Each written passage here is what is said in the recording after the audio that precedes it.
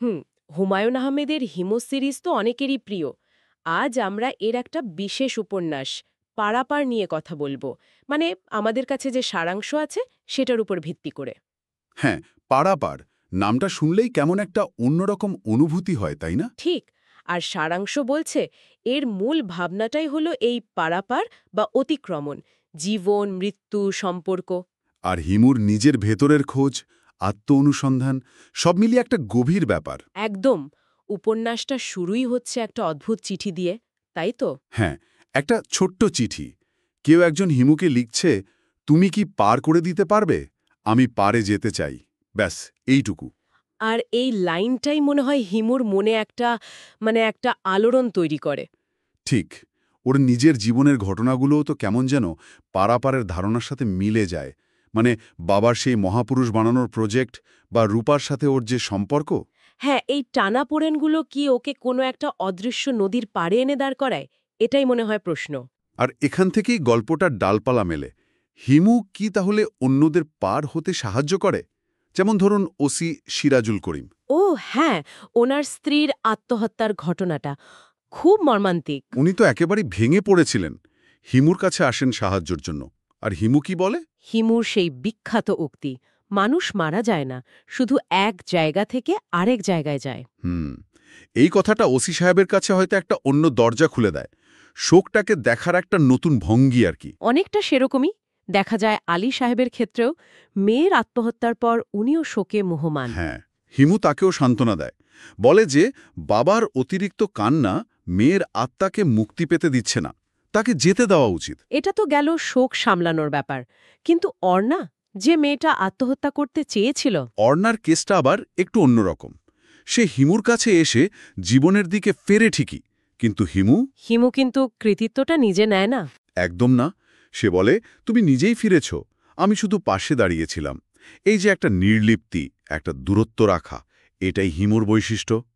সে যেন একটা আয়নার মতো, যার সামনে দাঁড়ালে মানুষ নিজেকে নতুন করে দেখতে পায়। ঠিক, সে পথটা দেখিয়ে দেয় না, হয়তো পথের পাশে এসে দাঁড়ায়। কিন্তু এই নির্লিপ্ততাই কি রূপার সাথে ওর সম্পর্কের মূল সমস্যা? রূপা তো ওকে ভালোবাসে। অবশ্যই বাসে, কিন্তু হিমুর এই প্রতিক্রিয়াহীনতা, এই ধরাছোঁয়ার বাইরে থাকাটা ওকে খুব কষ্ট দেয়, ক্লান্ত করে তোলে। রূপার একটা কথা খুব মনে ধরেছিল, পারাপার সবসময় নদী নয়, কখনো কখনো মানুষ। এর মানেটা কি আসলে? গভীর কথা, খুব গভীর। হয়তো বোঝাতে চেয়েছে জীবনে কখনো কখনো বিশেষ কোনো মানুষকে অতিক্রম করে যাওয়াটাও একটা বড় পারাপার। আচ্ছা, মানে রূপা হয়তো বোঝে যে হিমুকে আঁকড়ে ধরে থাকলে সে নিজেও এগোতে পারবে না। হ্যাঁ, সেরকমই হয়তো। তাই তো সে একসময় হিমুকে ছেড়ে যাওয়ার সিদ্ধান্ত নেয়, বলে যে বিয়ে করছে। আর হিমুও যেন তাতে সায় দেয়, বলে যে ভালোবাসা মানে অপেক্ষা না, ভালোবাসা মানে মুক্তি। বাহ, মুক্তি। কিন্তু তারপরেই তো গল্পে মোচড়টা আসে। রূপা আবার চিঠি লেখে। হ্যাঁ, জানায় যে সে বিয়েটা করেনি, সে হিমুর জন্য অপেক্ষা করছে। আমি এখনো পাড়ে বসে আছি। তার মানে রূপা কি চাইছে হিমু এবার পাড়ে এসে দাঁড়াক, তার নিজের পারাপারের মুখোমুখি হোক? মনে তো হয় তাই। এই ঘটনাটা হিমুর ভেতরের সংকটটাকে আরো বাড়িয়ে তোলে। বিশেষ করে ওই কিশোর ছেলেকার মৃত্যুর পর, তাই না, যে হিমুকে অনুকরণ করতে গিয়ে। হ্যাঁ, ড্রাগ ওভারডোজে মারা যায়। ছেলেটার ডায়েরিটা পড়ে হিমুর মনে হয়, আমি কি তাহলে ভুল আদর্শ? এই প্রশ্নটা ওকে ভেতর থেকে নাড়িয়ে দেয়। এই আত্মসন্দেহ, এই সংকট, এটাই কি হিমুর নিজের পারাপার? সে অন্যদের পার করে, কিন্তু নিজে। নিজে যেন আটকে আছে। রেল লাইনের ধারে বসে ওর ভাবনাগুলো খুব স্ট্রাইকিং। আমি কি কখনো পার হব, নাকি আমি চিরকাল সাঁকোর মাঝপথে দাঁড়িয়ে থাকব? এমনকি স্বপ্নেও মৃতরা ওকে প্রশ্ন করে, তুমি কখন পার হবে? এখানেই তো উপন্যাসের মূল দর্শনটা লুকিয়ে আছে। হিমু চরিত্রটা আসলে একটা একটা অবস্থার প্রতীক, একটা দার্শনিক অবস্থান। জীবনটাই তো আসলে এরকম ছোট ছোট বা বড় বড় পারাপারের সমষ্টি, তাই না? একদম। স্মৃতি থেকে বিস্মৃতিতে যাওয়া, প্রেম থেকে বিচ্ছেদে, দুঃখ থেকে শান্তিতে, সবই তো একরকম পারাপার। জন্ম থেকে মৃত্যুর দিকে যাওয়াটাও তো সবচেয়ে বড় পারাপার। আর হিমু এই পুরো প্রক্রিয়ার একজন নীরব সাক্ষী, কখনো বা অনুঘটক। সে অন্যদের হয়তো সাহায্য করে কিনারায় পৌঁছাতে, কিন্তু নিজে।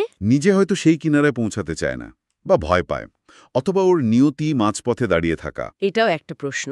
সে নিজে ঠিক কোথায় দাঁড়িয়ে বা কোথায় যেতে চায় সেটা কিন্তু লেখক খোলাসা করেননি। হুমায়ুন আহমেদ এই ধোঁয়াশাটা রেখে দিয়েছেন, হয়তো আমাদের নিজেদের ভাবার জন্য। ঠিক, হিমুর আয়নায় আমরা আসলে নিজেদেরই দেখি। তাহলে এই প্রশ্নটা আমাদের সঙ্গে থেকে যাচ্ছে, মানুষের এই জীবনযাত্রা কি শুধুই এক অবস্থা থেকে অন্য অবস্থায় পার হয়ে যাওয়া?